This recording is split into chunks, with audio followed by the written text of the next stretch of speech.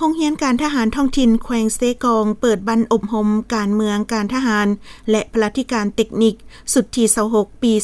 2025โดยการเป็นประธานของสหายพันเอกหลอดนันทวงศ์คณะพักห้องกองบัญชาการหัวหน้าห้องเสนาธิการทหารแขวงเซกองมีคณะพักคณะบัญชาองค์การ5ห้อ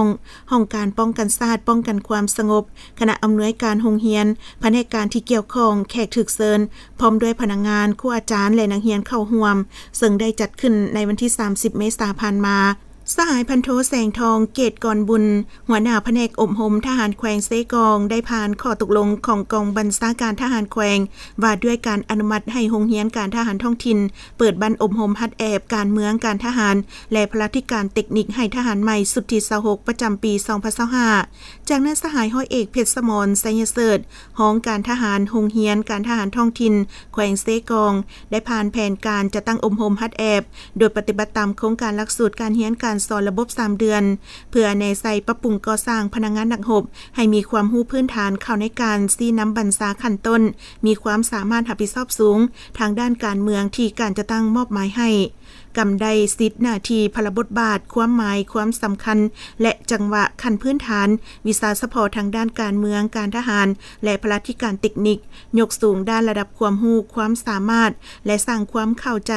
บรรดาเนื้อในทฤษฎีหลักการวิธีการต่างๆเข้าในการนำใช้ด้านวิชาศิลปยุทธยุทธวิธีโดยปฏิบัติตาม7ระบบ18เวียกของกองทัพและตาม4หน้าที่ใหญ่26แผนงานของคณะกระทรวงป้องกันประเทศวางออกให้ปรากฏผลเป็นจริงในการจะตั้งฝึกแอมหำเฮียนประกอบมี3ภาคคือภาคการเมืองการทหารและพลาธิการเทคนิคซึ่งมีนักเรียนเข้าร่วมอบรมทั้งหมด34สหายโอกาสนี้สหายพันเอกหลอดนันทวงศ์ได้เฮียงห้องมายังคณะรับผิดชอบการเรียนการสอนตลอดฮอดพนักงานครูอาจารย์และนักเรียนจงพร้อมกันเอาใจใส่จัดตั้งปฏิบัติค้นคว้าศึกษาหำเฮียนซิดสอนนำพาให้ถูกต้องเข้มงวดพร้อมทั้งเป็นเจ้าการหอบด้านในการคุ้มครองสุขอยู่พนักงานครูอาจารย์เอาใจใส่จัดตั้งปฏิบัติการเรียนการสอนให้ถูกต้องตามแผนการที่กำหนดไว้ให้ละเอียดจ่าแจ้งปฏิบัติต่อบรรดาข้อกำหนดกฎระเบียบ7ระบบ18เวียกมีความมานะอดทนและพยายามฝึกฝนหล่อหลอมตนเองให้กลายเป็นพนักงานนักรบที่ดีเด่นของกรมกองมีคุณสมบัติศีลธรรมปฏิบัติตั้งหน้าเอาใจใส่